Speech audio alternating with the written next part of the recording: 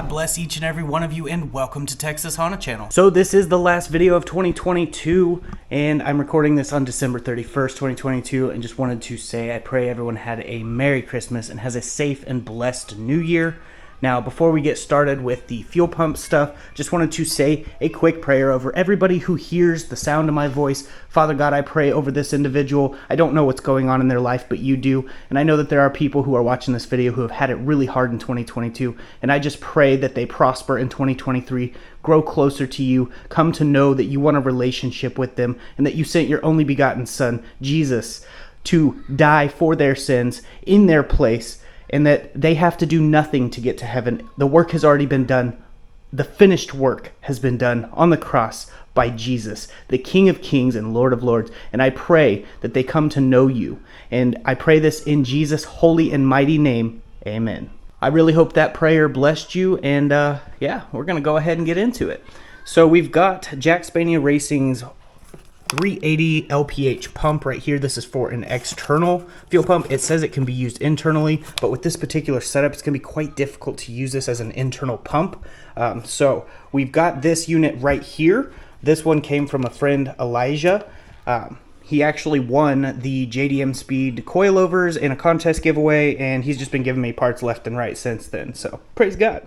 Hey everyone, over here at my friend Elijah's house, and he's got his Type S and his other Type S, and then there's my Type S. He got this one real cheap. How much did you pay for this one? $400. $400 for an 05 to 06 Type S. Shell, of course, but he's got a K24A2 he's got to throw in it. Just thought that was really cool. And he's jacking it up because there's a fuel line under here for the return from the engine bay all the way to the back. And the fuel line, he's given me that, and then the pump assembly and all that out of this. So he's just gonna throw a stock fuel pump in it. But yeah, just want to give you guys a little update, show you I'm over here in Harker Heights, and yeah, definitely a pretty cool deal. I really appreciate that, Elijah. But yeah, I'm gonna go over there and help him real quick, but just want to give you guys a little update. So this right here has a Walbro 450 pump in it, and it has the return line, but I don't have a regulator and all that, so we cannot use this assembly and the line and all that yet, but we are still gonna get some more parts and work on getting the actual fuel system lines upgraded and stuff like that. But we have Jackspania's pump here, which I did want to show you. This actually has the fittings that come with it. It is a very nice quality. This is similar to the AEM style, and it comes with the fittings, -8 and a -6 with a check valve. So it's a very nice quality for sure. I will link this in the description with a discount code if you want to get one. This would be more for a fuel cell setup. When I contacted him and told him, hey, I needed a fuel pump, I didn't expect it to be this one. I probably should have asked him what style it was. But we can use this on another build in the future if God is willing. So I'm still going to be able to use this one, but I will link it in the description for the people who are looking for a cheaper alternative to a good pump. The AEMs are pretty expensive. This one here is a bit cheaper. I'll put this price right there on screen for you. But it comes with these little connectors and stuff, so that way it can actually have these rubber boots over it, and this can be mounted externally or internally. But we are going to go ahead and take my fuel pump assembly out of the RSX. The one that's in there right now is just a cheap eBay throw-in fuel pump assembly. Is a brand new fuel pump assembly. I got it right after I got the car. And we're going to take it out, take it apart, and we're going to put this Walbro 450 in its place. And for right now, we're just going to be doing a pump upgrade, but the line upgrade will be coming in the future as well. So I hope you guys enjoy this video, and if you're new here, please consider clicking that subscribe button. All right, got the lower back seat out of here so we have access to the fuel pump assembly. There's a little connector in here. Just push it, pull that out of the way. And this part right here, it may shoot fuel out. So you'll want to be prepared. It's going to smell like gas. Vinegar actually does remove the smell of gas, so clean it all up after you make a mess, and then spray some vinegar around it, and the smell will go away. Just a little tip there for you. Now they make a tool that goes over this, and you can loosen it. I don't have that tool, but I do have a flathead and a hammer, so that's what we're going to use. Just get it lined up with these notches and hit it.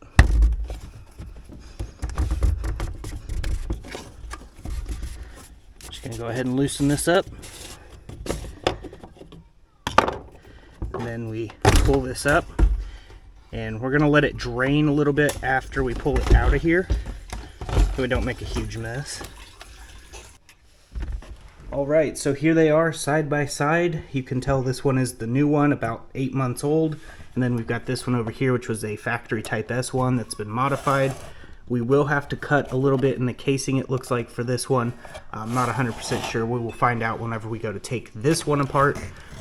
But this is the fuel pressure regulator right here.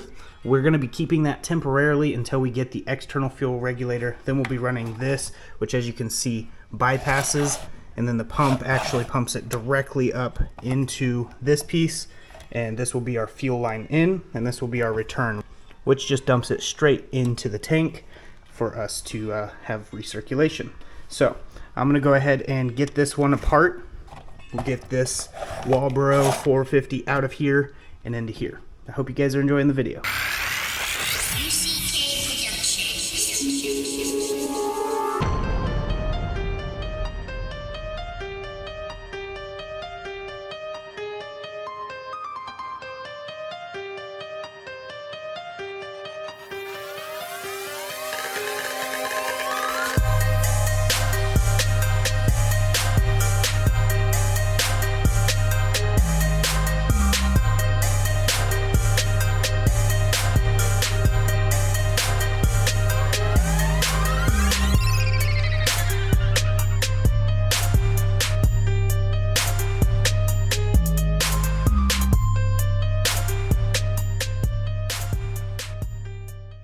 Alright, so this is the fuel pump that came in the cheap $60 to $70 fuel pump assembly kit, and it seemed to be doing pretty good. It made 443 horsepower on 93 octane with this pump and filter assembly.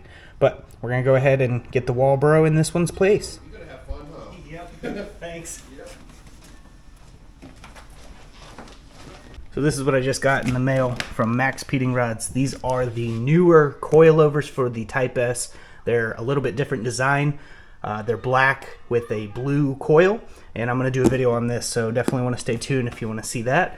The ones that are on here from Max Peeting Rods are actually doing really good still, so I don't have to change them out, but they wanted me to give them a review on these particular coilovers, so I'm more than excited to, so definitely want to stay tuned for that. Alright, back to the fuel pump.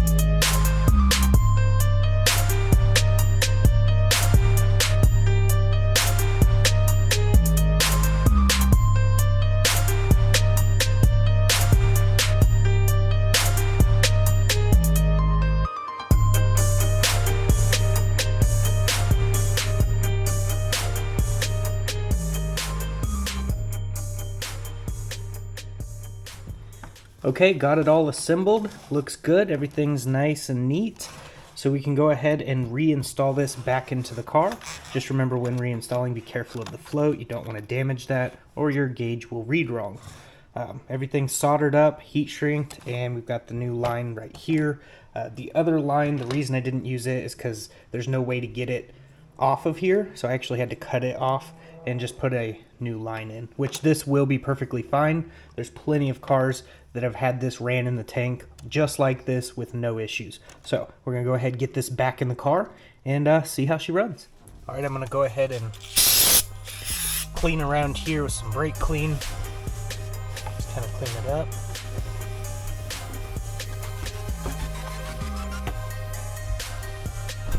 This is also a very good time to inspect the inside of your tank, look in there, make sure it's all cleaned up. And in this particular case, this thing's like brand new inside, so it's good to go. We're gonna go ahead and get this installed.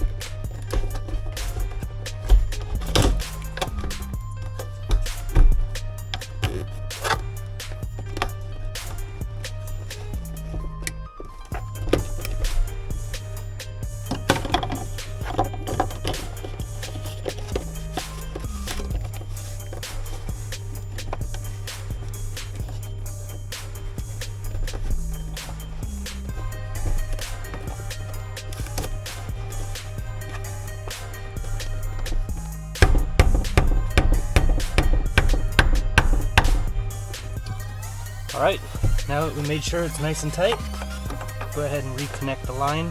Now keep in mind, I will be upgrading the fuel line stuff later on, and we will be doing a relay, just not in this video. I'll be putting a relay on there so that way it can see 14 volts, which comes from the alternator or the battery directly while it's running, and there will be a relay for all that. I'm sure you guys know exactly what I'm talking about, but this line is really tiny, so we will have to upgrade soon.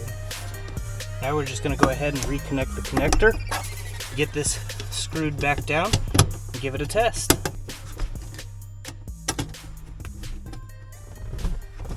Alright, I'm going to go ahead and prime it, and we'll hear if it primes. Oh yeah, that thing's nice and loud. So we're going to go ahead and try to fire it up.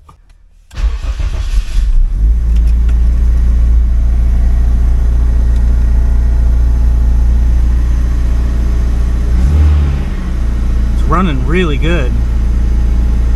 We will have to see how it is when we do a pull, but I will turn the boost back up to about 14 pounds and we'll go out and take it for a data log run, making sure the air fuels are looking good, and yeah, we'll go from there.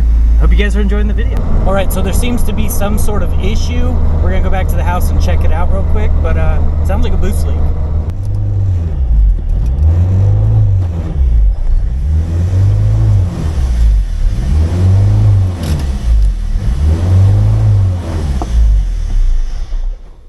There's definitely a boost leak or vacuum leak. Okay, it might be hard for you to see, but I've already found where it's leaking from. Right down there. That is the air idle control valve. Somehow, I'm assuming because of the solid mounts, the bolts vibrated loose. So this time around, I'm going to be using some Loctite on the bolts, but it's leaking from there. So we're going to see what boost level we were at. Okay, so the fuel pump definitely worked well. We're at 10.82 for air fuel ratio.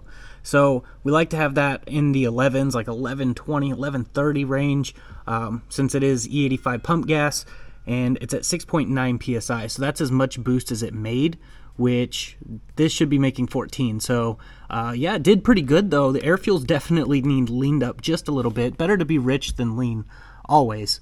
But yeah, it definitely pulled really, really well, other than the boost leak that happened. I mean, it's technically a huge vacuum leak, but it's also a boost leak. So pretty good. Made 6.9 psi, right at 7 psi pretty much, and pulled really well. So once we get that air idle control valve bolted back up with some Loctite this time, then yeah, we should be able to hit 14 pounds and have plenty of fuel to do so. Okay, since it's New Year's Eve, I can't go to the parts store and just grab some bolts. Everything closes early tonight, but that's okay. I'll look around some of my stuff, see if I have bolts here, but if not, it's not a big deal. I'm not going to worry about all of that in this video. We did get to do a pull, see that it is definitely flowing more fuel. The factory fuel line seems to be working. We're going to go to the dyno on the factory fuel line and stock fuel pressure regulator. I know a lot of people will say don't do that. I want to test and see if it will work, if we can get to the 500 mark. I do have plans to upgrade to a radium fuel pressure regulator that goes right on the fuel rail with a return line that goes all the way to the tank. But since I don't have that stuff, I'm just working with what I have currently. I'm sure you guys understand. If you've been following the channel for a while, you all know that I work with what I have. But we'll definitely be fixing that air idle control valve because that was a huge boost leak. As for the Jackspania pump, I'm really bummed out I can't use it. It is really big. It doesn't fit in the bottom of this on the fuel pump assembly. I mean, it's in there, but the top piece will not click on, and I'd have to have like zip ties and all kinds of things to get this to work. This is more for a inline, like on the fuel lines itself and mounted under the car somewhere, or in a fuel cell or to a fuel cell. But yeah, I'm not going to be using that with this build. I didn't realize it wasn't a standard style pump like this. Definitely a very good style of pump though, for sure. Really nice quality and has a little filter screen in there. So I'll leave a link in the description for this one. It's actually pretty cheap and it's an AEM style, so that's really good too. But yeah, we definitely have more coming for 2023. If God is willing to get this going down the track, me and Matt definitely want to race. You guys have been commenting a lot on that video. It has like 12,000 views, but for just a short little video, that's pretty good. So you guys definitely want to see this going up against Matt's B16 Turbo. So we're gonna make that happen if God is willing. But yeah, that's pretty much it for this video. I know I could have went out and done another pull after fixing that, but again, I don't know if I have the screws for all that right now and where they would be. But 2023, we're praying for big things this next upcoming year. But that's basically it for this video. I pray everyone's having a blessed New Year's Eve and staying safe out there. I've got some stuff to do and then spend some time with the family, so I'm gonna go ahead and get off here. But before I do, just wanted to say this. Before I get off here, I wanted to mention there will be a free Gideon Bible download in the description for Apple or Android. Everyone should know the Word of God, what Jesus came to do. He came to save the sinner and set the captive free. He died for you and me, went up to that cross, died and defeated death, 3 days later rose from the grave, and now has the keys to death. Anyone who believes in his finished work at the cross will be saved. If you have addiction or bondage or anything that is holding you down or you don't feel loved, God says he loves you, so much so that he gave his only begotten son. And we are saved by grace through faith, lest any man should boast. So it's not of our works, it's of our faith in Jesus and what he did. So I just wanted to let you guys know the good news that everyone has a chance. So repent, turn from your sin, and trust in the Lord. But that is basically it for this video. And until next time, God bless, stay safe, stay awesome.